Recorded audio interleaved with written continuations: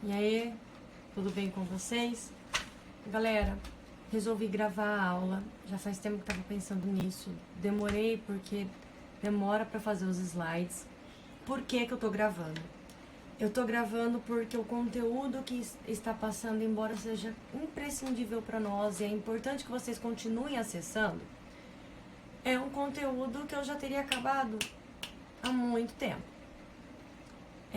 A gente tem que trabalhar esse conteúdo, é bom vocês se aprofundarem nele, mas a gente não pode abandonar os demais. O que nós vamos trabalhar hoje?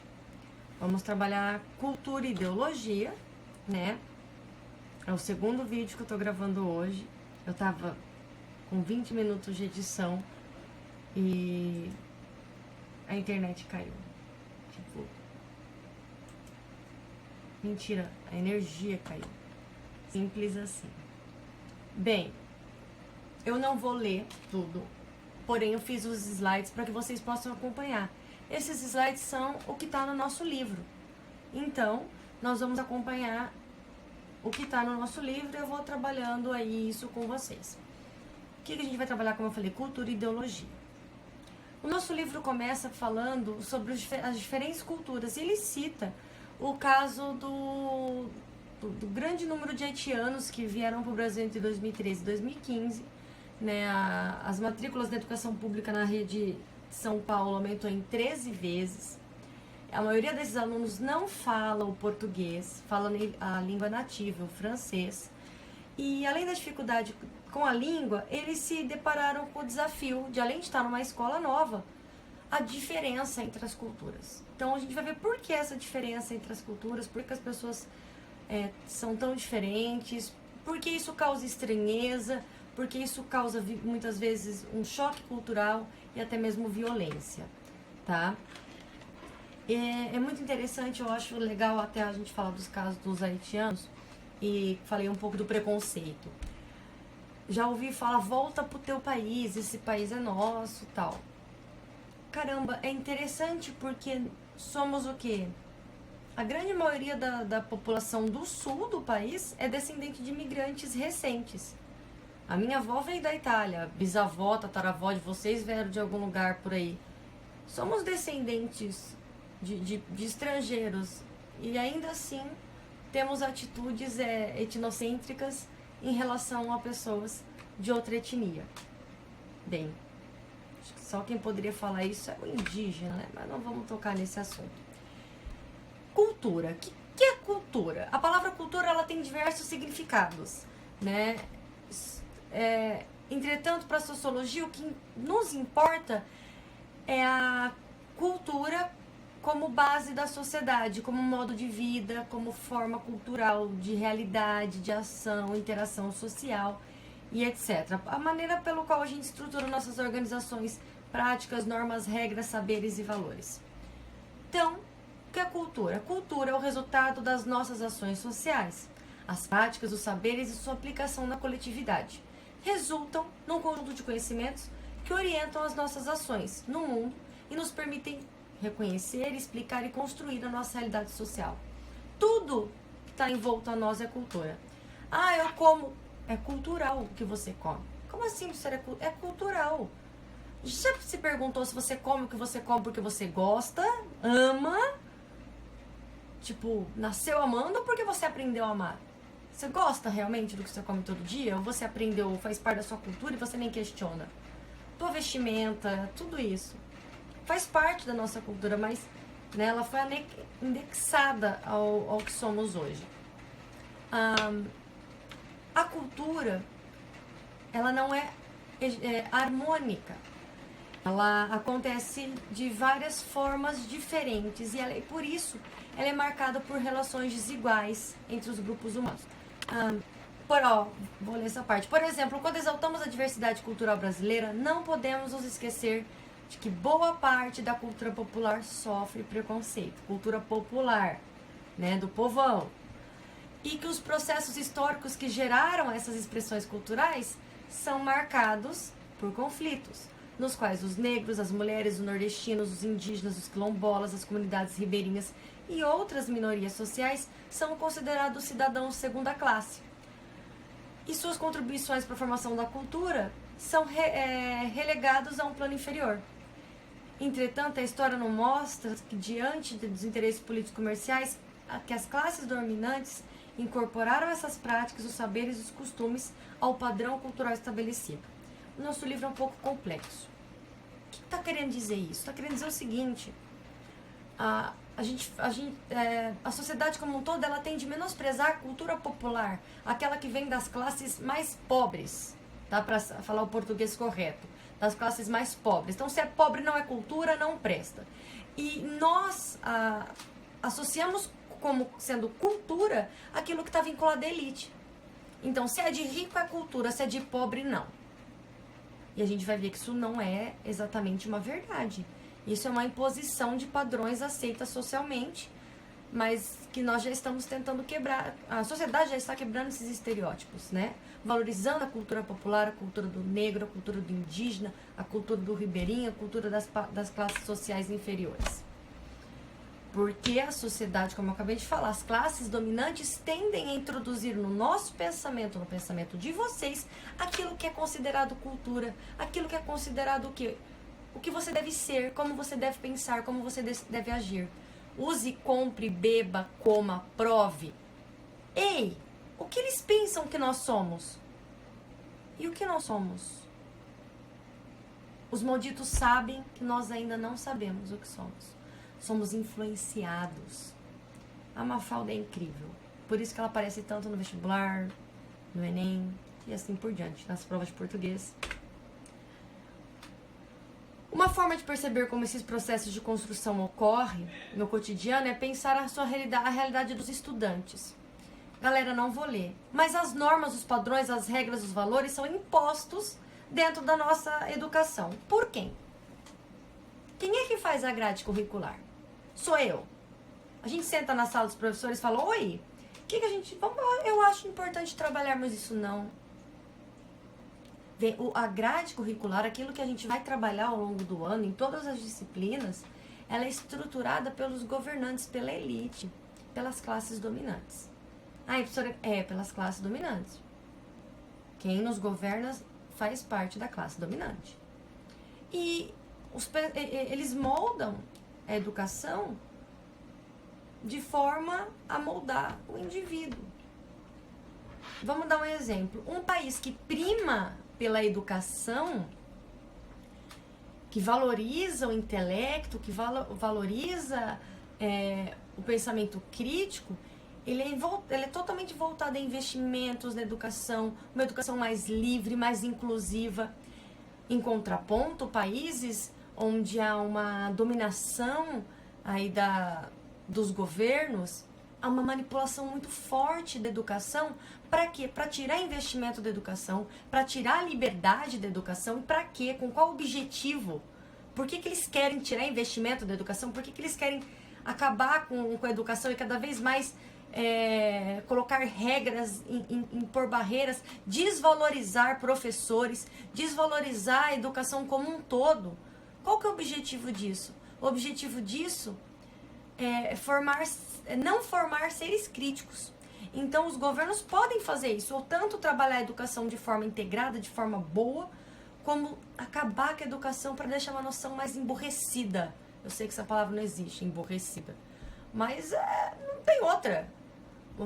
Alienada, estúpida, ignorante, analfabeta funcional, voltado para as mídias sociais, não prima pela educação, uma sociedade que não prima pela ciência, uma sociedade que prima o quê? Recebi no zap do seu Zezinho do açougue, depois da padaria do seu Juvenal, e ele me diz, gente, ficou claro, né? Então dá para fazer isso, dá para manipular. Vamos dar um exemplo?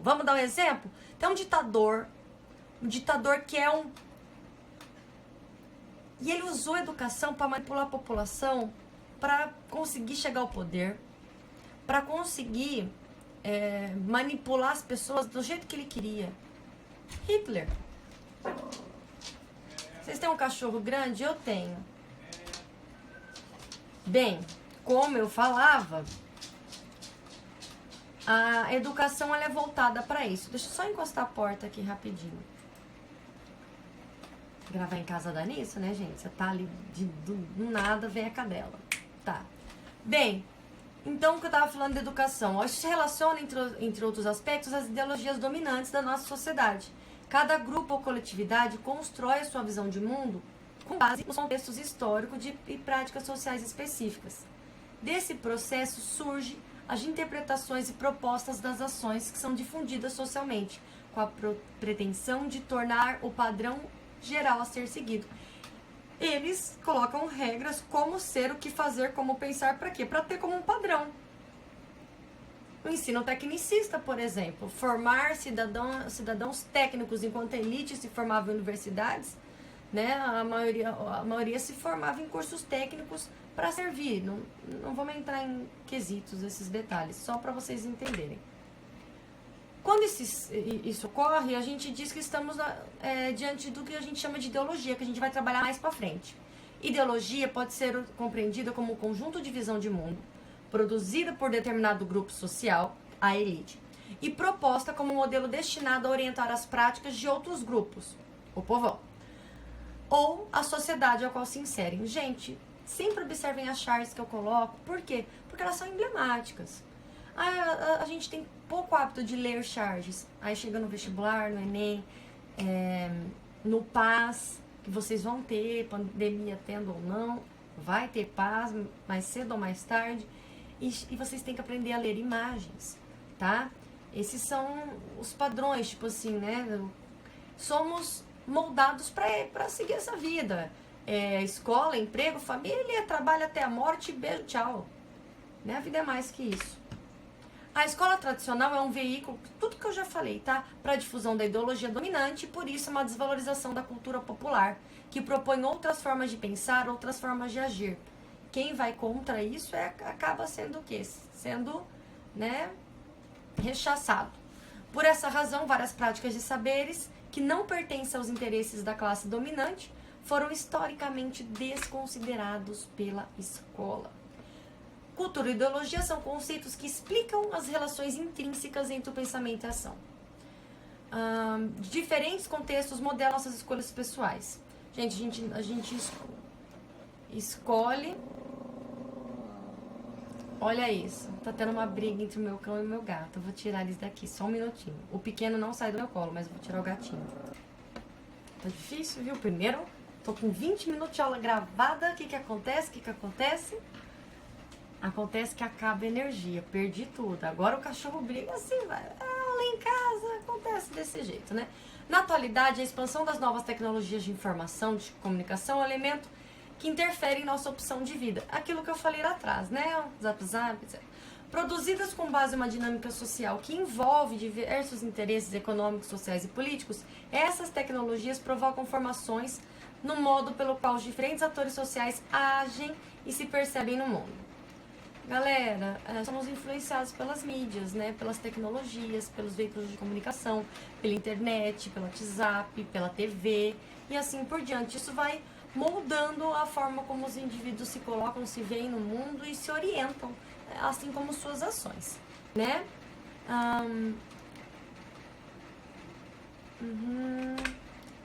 Cultura e vida social.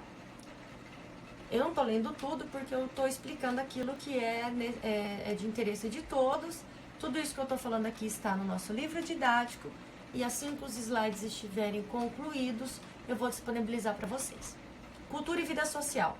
Perceber os múltiplos significados dos usos da cultura é um dos modos de contrastar sua importância. Gente, cultura é utilizado de uma forma muito vasta. Em sua origem latina, cultura deriva de colere, que significa cuidar, cultivar, que a gente fala cultura do milho, cultura da soja, cultura do trigo, etc. Podendo também adquirir um sentido ligado à saúde fisiológica, cuidar do corpo, a religião, cultuar uma divindade, ou ainda a produção de alimentos, a agricultura. O uso do termo é, portanto, dinâmico e adquire sentidos diversos de acordo com o contexto social. Numa definição sociológica básica, isso é importante. Consiste em... O que é cultura? É um conjunto de práticas, saberes, normas e valores de uma coletividade servindo de fundamento para as relações sociais nessa coletividade estabelecida. Cultura como juízo de valor e como produção cultural. Galera, olha só. Para entender esses diversos significados, devemos atentar para algumas formas de utilização do termo cultura. Quando afirmamos, por exemplo, que uma pessoa tem mais cultura que outra, uma pessoa tem muita cultura, está sendo utilizada então de uma forma formal, acadêmica, né? Ai, como ela tem cultura. Isso é muito comum quando falar pessoa acadêmica, um professor universitário com PhD. Ah, ele é muito culto, ele tem muita cultura. Então, isso é usado como juízo de valor, tá? Nesse aspecto, relacionamos cultura à hierarquização dos indivíduos e grupos. Essa, porém, é uma utilização típica do senso comum. As ciências sociais compreendem diferentes formas de inserção de cultura, tendendo a descartar qualquer hierarquização. Como assim? Para as ciências sociais, nenhuma cultura é inferior a outra ou superior a outra, ok? Fique claro. Cadê? E eles dão um exemplo do personagem Zeca Tatu, que é um caipira, né?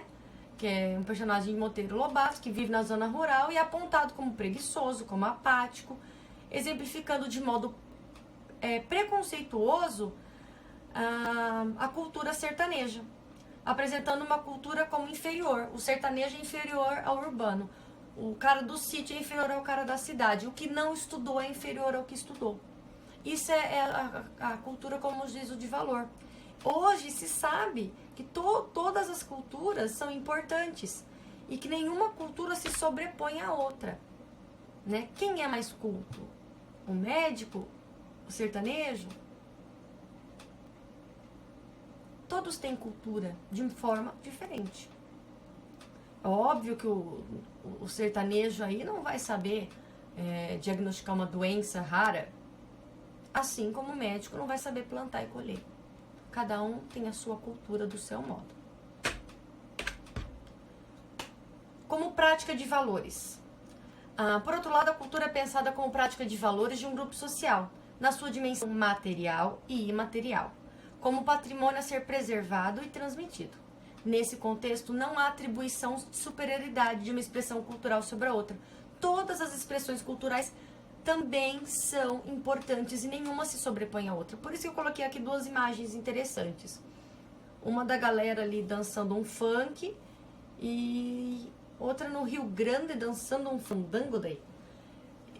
E a gente tende, de repente, a menosprezar uma em contraponto à outra. E isso não se deve fazer. Todas as culturas, todos os patrimônios imateriais devem ser igualmente valorizados. A ideia de cultura fundamenta a construção de teorias sociais que nos permitem compreender conflitos culturais e construção de uma crítica à dominação cultural que historicamente destruiu diversas sociedades e grupos sociais.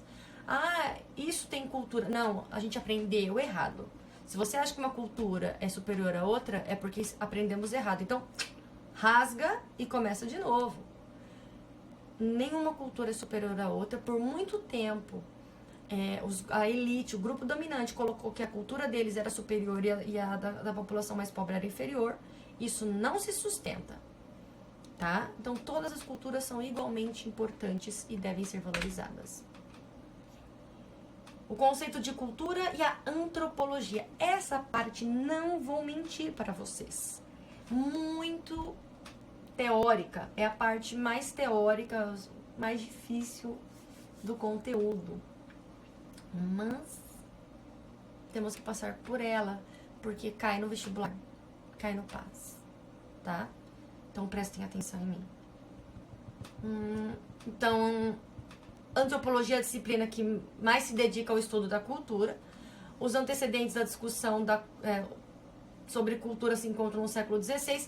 Então, quando começou a pensar em cultura, em se estudar cultura, em que momento histórico? Nas grandes navegações. Tá? No século XVI, quando começou... Por que grande navegação? Porque cada um vivia no seu quadrado. Quando a galera construiu grandes embarcações, entraram dentro e foram para outros continentes mais distantes, que não dava para ir a cavalo, que não era próximo, que não tinha interação cultural, o que rolou? Estranhamento. Eles encontraram pessoas com os mesmos hábitos, costumes, tradições? Não. Então, foi daí que esses hábitos e costumes diferentes, desses grupos diferentes, passam a ser estudados, tá? Começam a se pensar nessa ruptura entre o Ocidente e o Oriente. Então, esse é o primeiro momento aí de etnocentrismo, de choque cultural, de pessoas de diferentes culturas se encontrando e tendo aí o seu momento de estranhamento. O surgimento dos impérios coloniais estabeleceu um processo de intercâmbio, sim, intercâmbio cultural e de dominação também. Porque nós sabemos que os portugueses dominaram a América, os espanhóis dominaram a América, e os ingleses, japoneses, a Oceania, a Ásia, a África e assim por diante. A gente tem um longo processo de dominação. E a reflexão sobre esses padrões culturais diante da inesgotável diversidade e criatividade humana tornou-se mais complexa e perdeu o ar das conversas pitorescas, ganhando abordagem científica. Então, ele é esquisito, ele deixou de se pensar apenas da forma da estranheza entre esses grupos para se pensar de forma acadêmica, né, de forma científica, por que esses grupos humanos são tão diferentes e diversificados. A partir daí a gente tem a nossa primeira ideia do bom selvagem, né, que nasce do Michel de Montaigne. A partir do século XVI se destaca o pensamento do bom e do mal selvagem, que surgiu através dos colonizadores europeus, que colocava em posições opostas os povos do Novo Mundo. Ou uma repulsa sistemática pelo que é diferente, tipo, ai, credo, ou a fascinação, romantizando o outro. Né? A gente vê esse romantismo na carta de Pero Vaz de Caminha, quando ele manda para Dom João, né,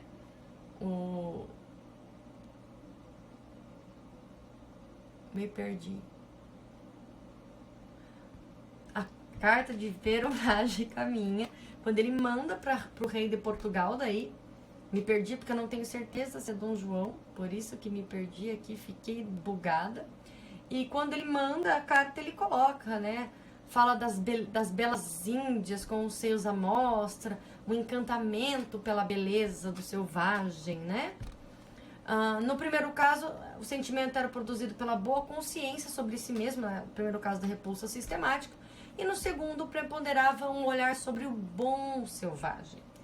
O Michel de Montaigne destaca-se por relativizar a civilização europeia diante das formas de organizações culturais do Novo Mundo.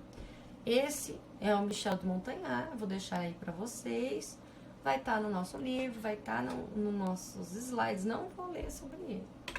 Beijo, tchau. Gente, isso daqui a gente estudou na 6ª série em história, tá? Então, por favor, vocês devem se lembrar cultura material e imaterial. Qual a diferença entre cultura material e cultura imaterial? A cultura material, matéria, tudo aquilo que a gente pode tocar, é formada pelos bens tangíveis produzidos pela sociedade, como construções, alimentos, móveis, aparelhos eletrônicos. Já a cultura imaterial é composta por práticas, expressões, valores, conhecimentos, saberes produzidos pelo membro da cultura ao longo do tempo. Uma dança, uma música, um sotaque. Por exemplo, se eu falar desse jeito daí, vocês vão saber que é tipo a bozena, né? Mas a região que é. Por quê? Porque faz parte da cultura imaterial daquele povo. Brincadeiras à parte. Cultura, civilização e determinismo cultural. Isso é muito interessante. Entre os séculos XIX e XX, os relatos das viagens e as reflexões filosóficas sobre a diversidade dos povos, tipo, eles sentaram e começaram a dizer por que são tão diferentes, né? Abriram espaços para reflexões sociológicas e antropológicas sobre a cultura. Mas olha o que esses caras pensaram. Gente, isso daqui, século XIX e XX, já foi, como que eu posso dizer, superado. Não se aplica. Mas foi uma forma, uma tentativa de tentar entender essa diversidade cultural. Nesse período surgiram diferentes formas de hierarquizar as sociedades. Hierarquizar, uma está superior à outra.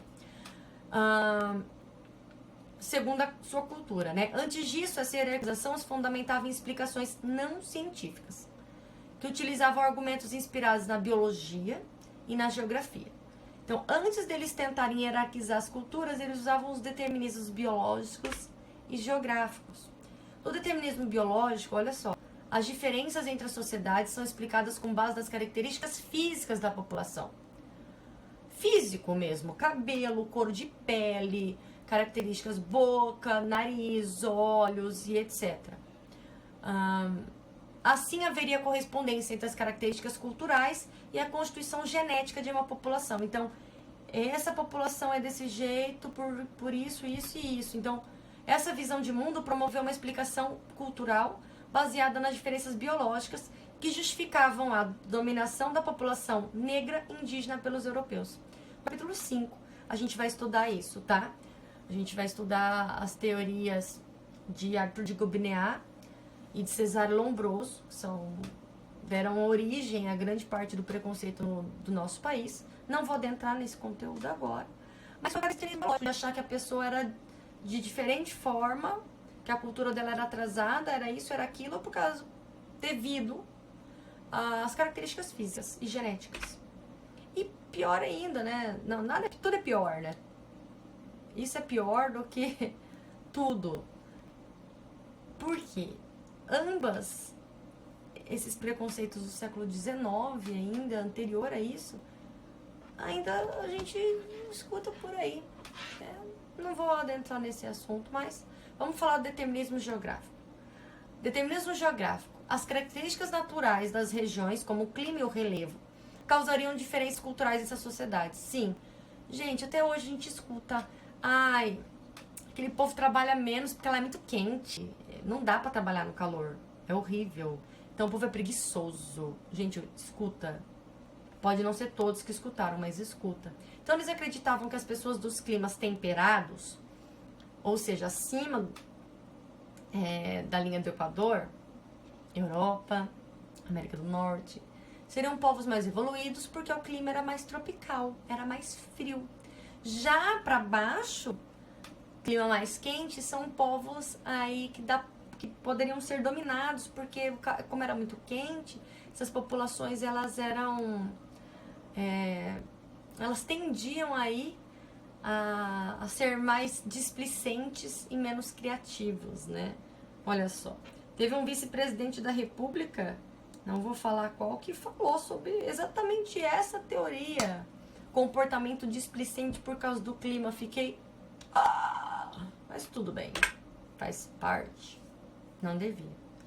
Bem, embora o determinismo biológico e geográfico seja refutado pelas ciências sociais, tá errado, não se sustenta. Essas ideias ainda influenciam o senso comum. Todo mundo lembra que é o senso comum, né? Aquilo que está na cabeça das pessoas, que é passado de geração em geração, ninguém se questiona sobre aquilo. Para esclarecer a questão, estudos antropológicos mostraram que sociedades com origens biológicas semelhantes e que ocupam a mesma região geográfica apresentam comportamentos diferentes. Então, não é as características biológicas, porque essas populações são biologicamente parecidas, nem geográficas, porque estão próximas e são diferentes. Para a antropologia, as experiências históricas vividas em cada sociedade são o fundamento das diferenças entre as culturas, que se explicam, por sua vez, pelos diferentes valores e práticas advindos de uma sociedade. Rapidamente eu vou falar sobre as escolas antropológicas, para que o vídeo não fique muito comprido. Escolas antropológicas. Como a antropologia explica as manifestações culturais e essa diversidade que existe? A gente vai ver a partir de agora. Começando pela primeira teoria da antropologia, que é a evolucionista. Evolucionista, Darwin, evolução, sim! A teoria evolucionista foi desenvolvida na Inglaterra no século XIX, especialmente por meio dos estudos desse cara, que é muito importante pra gente, principalmente por causa dessa frase dele, que é o Edward Burnett Taylor. O Taylor acredita que cultura essa parte é incrível, todo complexo que inclui conhecimentos, crenças, arte, moral, costumes ou qualquer outra capacidade ou hábitos adquiridos pelo homem como membro de uma sociedade. Essa definição é muito usada até os dias atuais e foi definida no seu livro Primitive Culture, de 1871. A escola evolucionista é importante para a antropologia, principalmente por ter elaborado a primeira teoria social da cultura.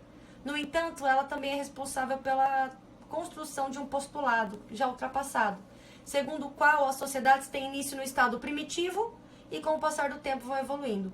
Gente, olha a ideia da antropologia evolucionista. Vamos pensar na evolução do homem, né? O homem vai evoluindo até se tornar o Homo sapiens sapiens que somos. Da mesma forma que já tá errado, para começar, porque a evolução do homem não é gradual, ela não é linear. Não se começa no Neanderthalensis e vai no Homo erectus, Homo habilis e vai uma linha reta. Não, eles coexistiram, são linhagens diferentes, uma sobreviveu, outra morreu. Não é linear. Mas eles acreditaram por um tempo que o homem, por isso que eles chamam uma casinha, tipo, começa primitiva e vai evoluindo. Então, a minha sociedade evoluída, a dele não é. Já é um erro. Todas as sociedades, não é que uma sociedade mais evoluída, elas são diferentes. Ok. Mas eles acreditavam que as sociedades tribais ainda estavam longe da evolução. E com o tempo, elas iam chegar no mesmo patamar da sociedade europeia. Por que eu falo sociedade europeia? Porque é o que eles tomavam como base. Tá? Então acreditavam que iam em escalas até evoluir. Tá errado, tá? Por que a gente está estudando se tá errado? Porque foi a primeira corrente a estudar as diferentes culturas. Por isso ela é importante, por isso ela cai no vestibular, no Enem, não passa. Essa tese contribuiu para justificar o processo de colonização da África e da Ásia no século XIX, pois a Europa levaria a civilização aos povos de outros continentes. Então, olha que interessante. Eles usaram essa tese para poder fazer o neocolonialismo, que todo mundo conhece, estudou em história. Se não estudou, vai estudar. E fica a dica que vocês estudaram, que já passaram no fundamental vocês estudaram. Ponto. Não lembro. Ok, lê de novo. Então, eles usaram essas ideias para subjugar outros povos. Por que você vai escravizar esse povo? Então, tá vendo que ele não é evoluído? Eu vou trazer a civilização para ele. Um absurdo, né? Mas aconteceu. Baseado numa visão eurocêntrica, a Europa no centro do mundo, essa forma de pensar ainda hoje exerce influência na nossa sociedade, mesmo sendo refutada pela antropologia contemporânea. Isso pode ser percebido, por exemplo, quando utilizamos o modelo de padrão de comportamento típico do Ocidente, principalmente da Europa Ocidental e dos Estados Unidos, para analisar formas de organização social, práticas culturais de outras regiões do globo. Quando a gente pega um povo com uma vestimenta diferente do que é padrão na Europa, na América do Norte, a gente já acha errado. A gente, né? A sociedade. Péssimo, porém real. Relativismo cultural e antropologia e diversidade cultural. Para se contrapor, ou seja, para questionar a antropologia evolucionista, que dominava o pensamento social e político a partir do século XIX, outros métodos de pesquisa passaram a analisar de forma diferente. Que métodos são esses, né? São o difusionismo, culturalismo, funcionalismo, estruturalismo, antropologia interpretativa. Das várias faces da construção do pensamento antropológico que vai até os nossos dias para contrapor essa ideia que estava errada. Vamos falar de alguns deles, né? Para começar, o que é antropologia que você está falando desde o começo? Gente, se dedica ao estudo das culturas. Antropologia, estudo das culturas, tá? Difusionismo. Uma das primeiras formas de contrapor aí o relativismo cultural, né? Ou uma forma de relativismo cultural é o difusionismo. Empréstimo e imitação cultural. Contemporâneo do evolucionismo social, mas compreendendo a cultura de forma que inaugura o relativismo na antropologia, o que é o difusionismo em si? Ele caracterizou-se pela rejeição da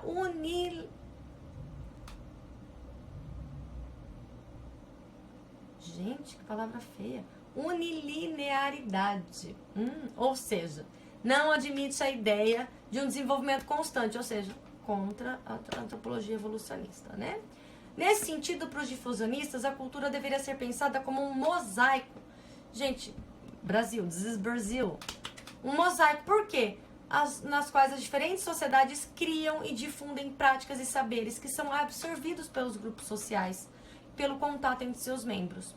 O difusionismo foi importante no começo do século XX, porque é uma teoria alternativa para a compreensão da diversidade cultural. Um modo para refletir sobre a proposta difusionista é o Brasil. Os diferentes elementos da cultura brasileira que formam o nosso país. A culinária, vestimento, o linguajar. A gente tem característica dos povos indígenas na nossa língua, dos portugueses. da língua inglesa, do italiano, do polonês, etc, etc. A gente absorveu isso na nossa vestimenta também, no nosso linguajar, falei da língua, na nossa vestimenta, na nossa culinária. Então, somos parte de muitas culturas, somos a expressão mais interessante do fusionismo. Culturalismo, trajetórias e percursos culturais. Outra crítica ao evolucionismo foi feita pela escola culturalista, no qual o alemão naturalizado estadunidense Franz Boas é o principal representante. Para ele, o conceito de civilização deve ser relativizado, na medida que depende dos parâmetros utilizados para representar suas caracterizações. Segundo esse pensador, as diferenças culturais são resultados das trajetórias independentes dos grupos humanos. Assim, indicaria uma hierarquia, não indica uma hierarquia, mas escolhas e experiências de cada sociedade. Como assim? Ele vai explicar que não é que uma sociedade é superior à outra, mais inteligente, mais avançada, são escolhas históricas, caminhos que essas sociedades resolveram trilhar. Para dar exemplo para isso, ele vai falar da China e da invenção da imprensa, tá? A China inventou a imprensa, sabe a imprensa de Gutenberg, que ficou famosa? Tipos móveis, que antigamente escrevia tudo livro na mão, daí com os tipos móveis de Gutenberg eles começaram a escrever tudo rapidinho, pegavam e escreviam lá várias páginas, colocavam os tipos móveis, que eram letrinhas, né, de metal, colocava lá uma do lado da outra, imprimia várias páginas iguais e bora, corre, fizeram vários livros, etc. Sim, professora, espero que sim. Pois é, a China inventou 1000 anos antes. Professora, e por que Gutenberg que ficou famoso? Porque a China guardou para si. A China manteve em isolamento para proteger a sua sociedade, a sua cultura. Ela viu mais tarde que foi um erro dela, mas ela manteve. Então, não é que uma sociedade é culturalmente atrasada. Ele explica que são os destinos, as características, a relatividade de o que cada um faz com os seus conhecimentos. Esse é o Franz Boas. Vou deixar aí para vocês verem, depois assistam, leiam sobre ele, assistam. Funcionalismo, método etnográfico, relativismo cultural. Funcionalista, definição de cultura pode ser resumido como um todo integrado, uma síntese de instituições jurídicas, econômicas, religiosas, ou seja, a cultura tem uma função, tá? Por isso é funcionalista. Ela é responsável por perpetuar uma dinâmica social. Então a cultura é responsável por perpetuar uma dinâmica entre seus membros. As instituições sociais, a família, o sistema legal, são meios de satisfazer as necessidades dos indivíduos, alimento, abrigo, casamento, segurança coletiva. Então, para conhecer a diversidade cultural, foi uma contribuição do funcionalismo para a antropologia. A abordagem funcionalista nos permite entender, por exemplo, como os variados ritmos e danças existentes expressam a maneira pelos quais os grupos sociais se relacionam com a música e com a arte. Ou seja, cada cultura tem, cada povo tem a sua cultura de maneira de unir a sua sociedade. Seja na vestimenta, seja na política, seja num velório. Cada um tem a sua maneira de se portar para unir o grupo. Por isso o nome é funcionalista, porque as culturas tendem a perpetuar funções dentro de uma sociedade. Claro? Ótimo. Quem escreveu sobre isso aqui, eu vou ter que falar sobre ele. É o Bronislaw Malinowski. Por que ele é importante, gente? Ele é importante porque ele desenvolveu um novo método de campo. Ele foi a campo pesquisar. Então, olha aqui, ó. Malinowski, em sua pesquisa nas ilhas Trombiande, na Nova Guiné, ele observa os povos dentro dos povos. Eu não entendi, professora. Ué, porque é fácil você falar de longe, sem entender o que aquele povo pensa, como ele age, por que ele age daquele jeito. Então, ele desenvolveu a pesquisa de campo etnográfica. Ele vai até o local e escreve sobre esse método de pesquisa dentro do contexto. Tipo, por que esse povo faz isso? Ele não analisa o que ele pensa. Ele analisa o porquê mesmo que o povo faz. Tipo, ele questiona, ele observa para chegar às conclusões. De dentro, participando ativamente, tá? Por isso que ele é importante. Deixa eu voltar aqui para baixo. Etnografia. Tava ali, pesquisa etnográfica. É uma observação participante, é um método que descreve de modo sistemático o cotidiano de um grupo pelo ponto de vista dos membros do grupo e não de quem está de fora. constitui um método de pesquisa mais utilizado nas ciências até hoje. Então, acabando, juro por Deus. Antropologia estrutural, um fundamento universal das culturas.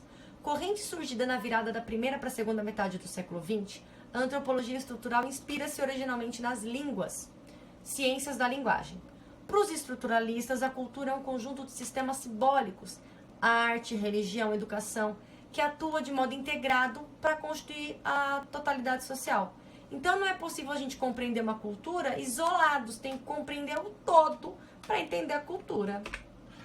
De acordo com o seu principal representante, o antropólogo franco-belga Claude Lévi-Strauss, existem elementos universais nas diferentes culturas, que são as estruturas, que devem ser estudadas para a antropologia, por meio do qual a explicação dos modelos inconscientes que servem de referência para que o indivíduo e a coletividade organizem o mundo e deem sentido a ele.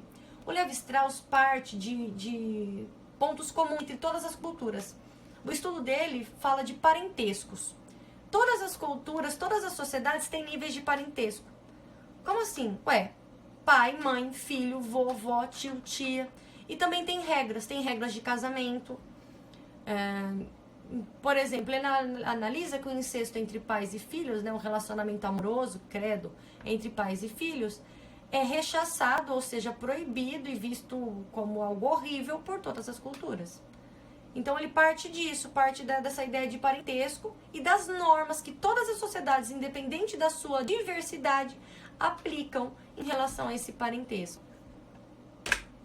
Esse é o Claude Lévi-Strauss, maravilhoso, vou deixar ele aqui, mas não vou falar sobre ele. Quem tiver curiosidade, que leia depois. Antropologia interpretativa. Chamada de antropologia hermenêutica ou simbólica, confere à história papel diferenciado. Nessa perspectiva, a cultura é um sistema simbólico, uma complexa teia de significados, tecida pelos próprios seres humanos, das quais estes não podem se libertar. O seu principal representante é o antropólogo estadunidense Clifford Geertz, cujas bases teóricas estão na sociologia compreensiva de Max Weber. Nós já estudamos a sociologia compreensiva de Weber. Então o pensamento é o mesmo. Para ele, o comportamento humano é simbólico, ele tem símbolo, ele age para mostrar algo. Ele depende de como os indivíduos percebem a si próprios e as suas ações, né? Então, o indivíduo para a sociedade, não a sociedade para o indivíduo. Essa corrente permite compreender, por exemplo, o comportamento esperado de um torcedor no estádio de futebol por meio da sua torcida. Nesse ambiente, você vai num estádio de futebol, você não espera o cara ficar assim lá, né? Não, cara. Você espera que ele grite, que ele vibre, que ele torça, fique entusiasmado, né? Ataque. Cada um do seu modo. Olha que lindo esse torcedor bonitinho. Esse é o Clifford. Finalizando, etnocentrismo e relativismo cultural. Na verdade, eu não vou finalizar, eu vou parar aqui. E na próxima aula eu vou falar mais abrangentemente do etnocentrismo, do relativismo cultural e de ideologia, tá? Um beijo, espero que vocês se divirtam com a aula. Vai sim ter atividades. Qualquer dúvida, coloquem no Classroom, por favor. Eu tô aqui para poder responder. Então, precisando, falem. Beijo, tchau.